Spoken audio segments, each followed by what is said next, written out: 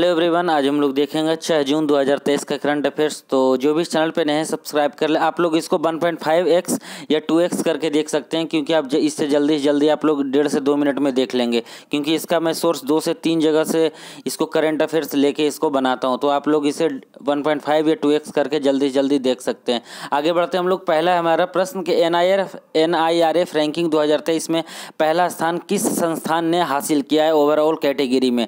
तो overall category में NIRF ranking में पहला स्थान हासिल किया गया है। IIT मद्रास के द्वारा पहला स्थान हासिल किया गया है। जो NIRF रैंकिंग है ये जारी किया जाता है मिनिस्ट्री ऑफ एजुकेशन के द्वारा। और इसमें जो इम्पोर्टेंट 3 है जो पूछा जा सकता है, तो एक सबसे पहले ओवरऑल कैटेगरी है जिसमें IIT मद्रास बेस्ट है, और बेस्ट इंजीनियरिंग कॉलेज में भी पहले स्थान पर IIT मद्रास है।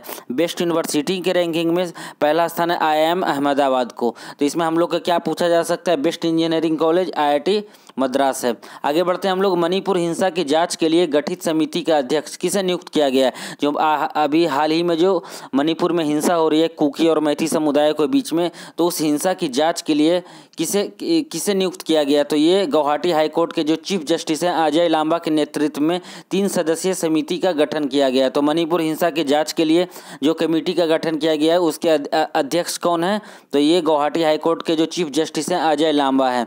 आगे देखते हैं तीसरा प्रश्न हमारा। हाल ही में अहमदनगर का नाम बदलकर क्या रखा गया है। तो अहमदनगर का नाम बदलकर अहिल्याबाई होलकर रख दिया गया है, अहिल्याबाई होलकर नगर। इसका एक कारण है कि अहिल्याबाई होलकर का जन्म कहाँ हुआ था, इनका जन्म अहमदनगर में ही हुआ था। आगे देखते हैं हम लोग चौथा प्रश्न। विश्व मौसम विज्ञान संगठन के नए अध्यक्ष किसे नियुक्त किया गया है। तो वर्ल्ड मीटरोलॉजिकल ऑर्गेनाइजेशन का अध्यक्ष है जो नियुक्त किया गया नए अध्यक्ष UAE के डॉक्टर अब्दुल्ला अल मंडोस को नियुक्त किया गया है वर्ल्ड मीटरोलॉजिकल ऑर्गेनाइजेशन का अध्यक्ष। तो एक बार WM विश्व मौसम विज्ञान संगठन के बारे में देख लेते हैं। ये UN की स्पेशलाइज्ड एजेंसी है, UN के अंतर्गत ये काम करता है। इसकी स्थापना हुई थी 23 मार्च 1950 को। ये पूछा जा सकता है इसका हेडक्वार्टर कहाँ है। इसका हेडक्वार्टर है जो जेनेवा स्विट्जरलैंड में है। एक बार इसका देख लेंगे, जेनेवा स्विट्जरलैंड में इसका हेडक्वार्टर है, और इसका 4 साल के लिए अध्यक्ष नियुक्त किया गया है डॉक्टर अब्दुल्ला अल मंडोस को। तो ये किस देश के हैं, तो ये UAE के हैं। UAE की राजधानी क्या है, UAE की राजधानी अबू धाबी है। ठीक है, आगे देखते हैं हम लोग कि संयुक्त राष्ट्र महासभा के 78वें सत्र के अध्यक्ष के रूप में किसे चुना गया है। तो जो UNGA का है जो 78वें सत्र हो रहा है उसका अध्यक्ष डेनिस फ्रांसिस को नियुक्त किया गया है। डेनिस फ्रांसिस को 78वें सत्र के लिए अध्यक्ष नियुक्त किया गया है।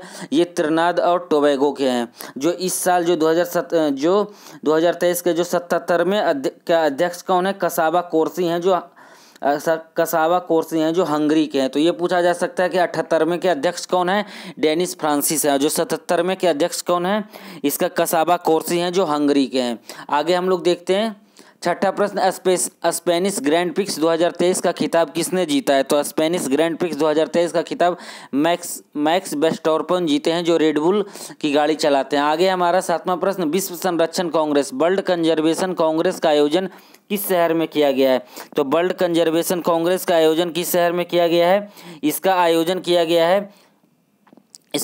UAE में किया जाएगा 2025 में। ये किसके द्वारा आयोजित किया जाता है, ये आयोजित किया जाता है IUCN के द्वारा, international union of conservation of nature. IUCN का हेडक्वार्टर कहाँ है, ग्लैंड स्विट्जरलैंड में। इसकी स्थापना कब हुई थी, 1964 में।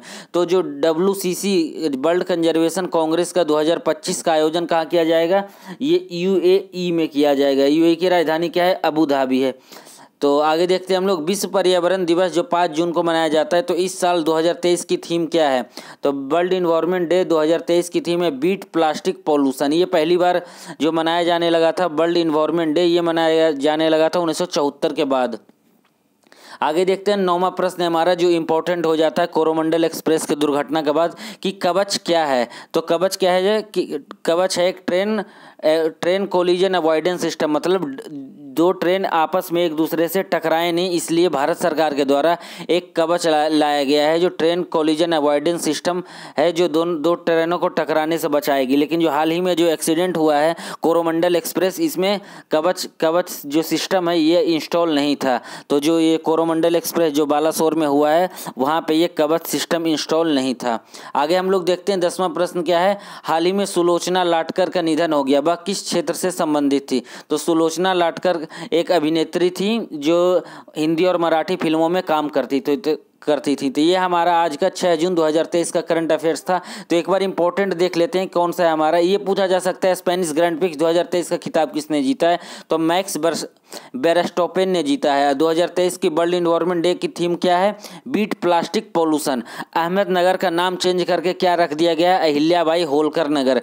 विश्व मौसम विज्ञान संगठन के अध्यक्ष कौन है? अब डॉक्टर अब्दुल्ला मंडोस हैं। 78वें सत्र के यूएनजीए के अध्यक्ष कौन बने हैं? डेनिस फ्रांसिस बने हैं। तो यूएनजीए का हेडक्वार्टर कहाँ है? न्यूयॉर्क है। इसका स्थापना हुआ था 1945 में।